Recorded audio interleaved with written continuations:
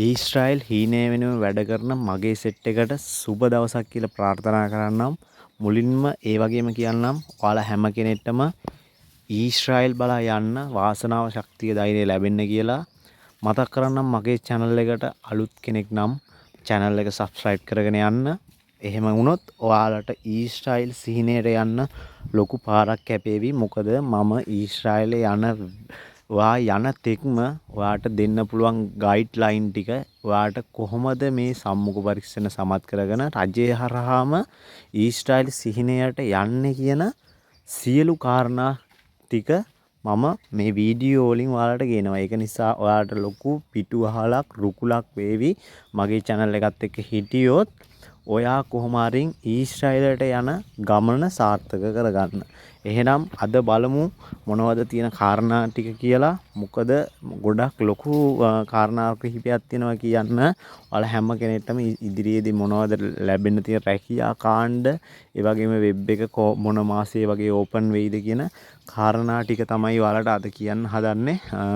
ඔයාලා ඉන්න සතුටින් ඉන්න. මොකද මේ අවුරුද්ද ඊශ්‍රායල් සීනය හිර වෙලා තිබ්බ ප්‍රශ්න ටික ඔක්කොම සෝල්ව් වෙලා ඒ ප්‍රශ්න ටික ඔක්කොම විසඳෙන අවුරුද්දක් තමයි මේ 2026 අවුරුද්ද කියන්නේ. ඒක නිසා කට්ටිය එකතු වෙලා ඉන්න. මොකද කියලා බලමු. අපි මොනවද කියලා බලමු. මේ ඉදිරියේදී ලැබෙන්න තියෙන රැකියාව සහ මොනවද තියෙන ප්‍රශ්න ටික. මුලින්ම කියන්නම් නිෂ්පාදන අංශය. දැන් දෙපැත්තකට බෙදලා ඉන්නවා නිෂ්පාදන අංශයේ ලොටරි පාස් වෙලා ඉන්න කට්ටිය සහ ලොටරි වලට යන්න ඉන්න කට්ටිය. මොකද හේතුව ඒ ලොටරි පාස් ආයි හිතන් ඉන්නවා 775 කණ්ඩායම.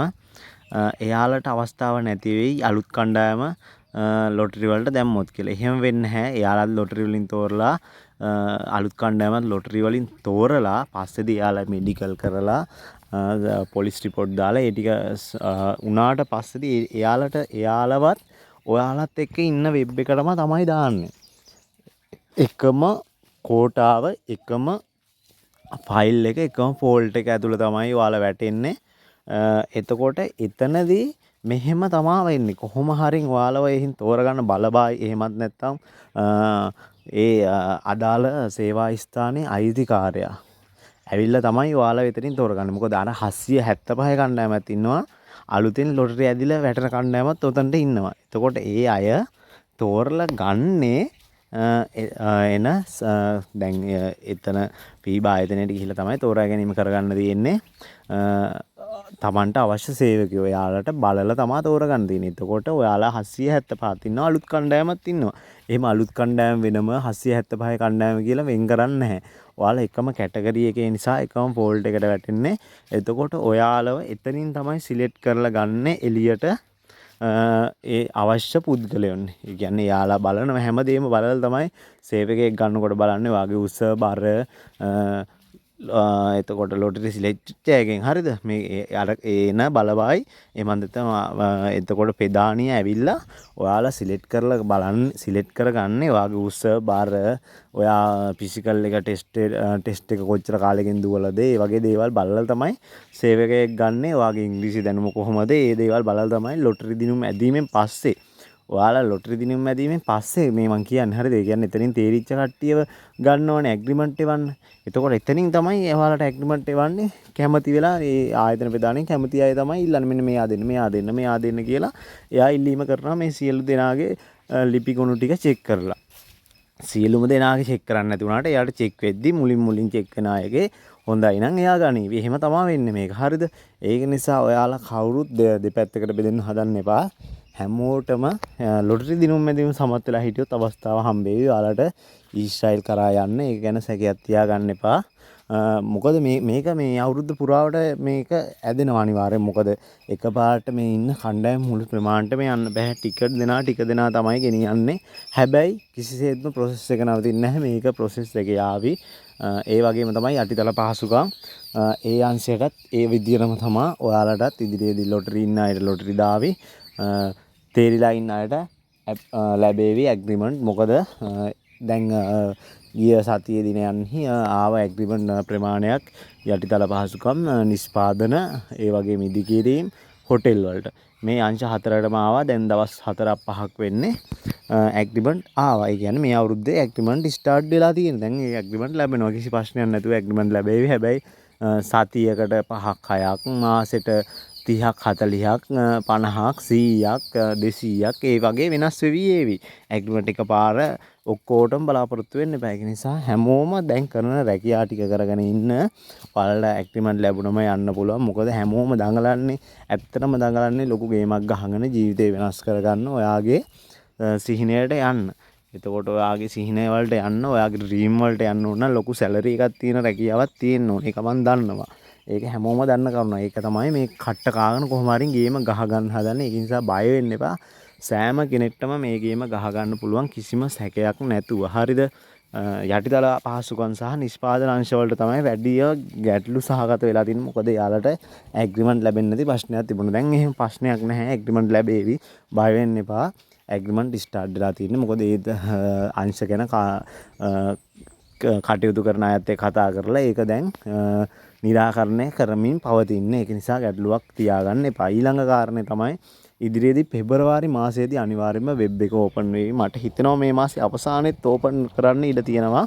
ඒක නිසා අලුතෙන් ඊශ්‍රායල් රැකියාවන්ට ඉල්ලුම් කරන්න ඉන්න අයට පුළුවන් ඉල්ලුම් කරන්න ඉදිරියේදී. ඒක නිසා අලුත් අය බලාපොරොත්තුවෙන් ඉන්න මේ රැකියා කාණ්ඩ වලට ඉල්ලුම් කරන්න. මොකද අලුත් අයට ලොකු අවස්ථා කිහිපයක් තියෙනවා.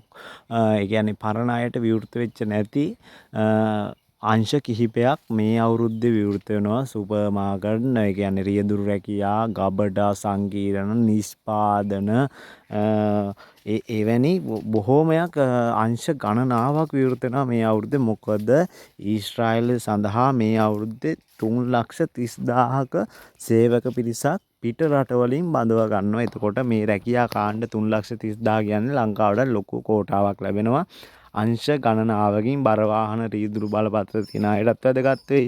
එතකොට JCB ඒ වගේ වාහනවල ඩ්‍රයිවිං කරන අයට ඒ වගේ ලොකු වපසරියක විහිදෙන විදියට මේ රැකියා කාණ්ඩ බිහි වෙනවා. ඒක නිසා හැමෝම බලාපොරොත්තුවෙන් ඉන්න ඔයාගේ සුදුසුකමට සරිලන රැකියාවක් සඳහා වෙබ් එක ඕපන් වෙනවා. ඔයාට ඉල්ලුම් කරන්න පුළුවන්.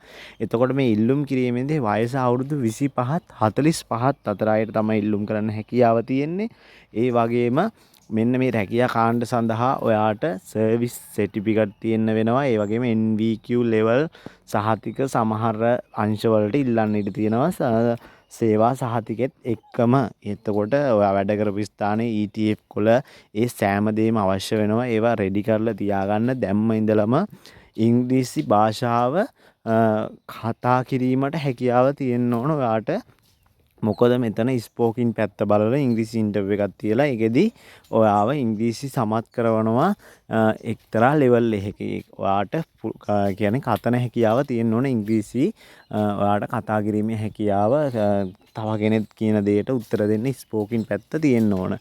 එතකොට ඒකත් හදාගන්න ඉංග්‍රීසි කෝස් වල සහතිකත් ඉල්ලන්න සමහර අංශවල ඉල්ලාවි. සමහර අංශවල ඔයාට සම්මුඛ පරීක්ෂණයට සහභාගී වෙන්න වේවි.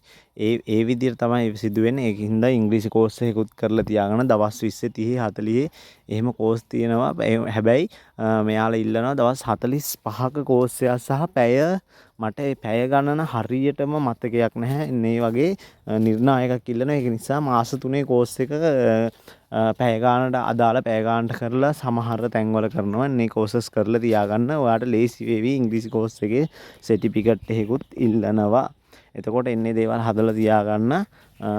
ඔයාට මෙන්න මේ සම්මුඛ පරීක්ෂණ වලට සමත් වෙලා ඊශ්‍රායල් රැකියාවකට කොරියාව වගේම හොඳ දියුණු රටක් තමයි ඊශ්‍රායල් කියන්නේ. මොකද කොරියාවට සාපේක්ෂව විශාල වැටුපක් ලැබෙනවා. මොකද සමාන වැටුපකට යන්න පුළුවන් අවස්ථාවක් තියෙනවා ඊශ්‍රායල් රැකියාවල. එහෙනම් අදට වීඩියෝ එක නවත්තනවා. ඔයාලට ඉදිරියේදී තවත් අප්ඩේට් ගණනාවකින් මම එන්නම්. කන්ටිනියු මම වීඩියෝ දානවා අනිවාර්යයෙන්ම අප්ඩේට් වෙන විදියට. ඔයාලා එකතු වෙලා ඉන්න channel එකත් එක්ක වීඩියෝ එක ස්කිප් නොකර සියලුම දේ හොඳින් අහන්න ඔයාට ලේසි වේවි.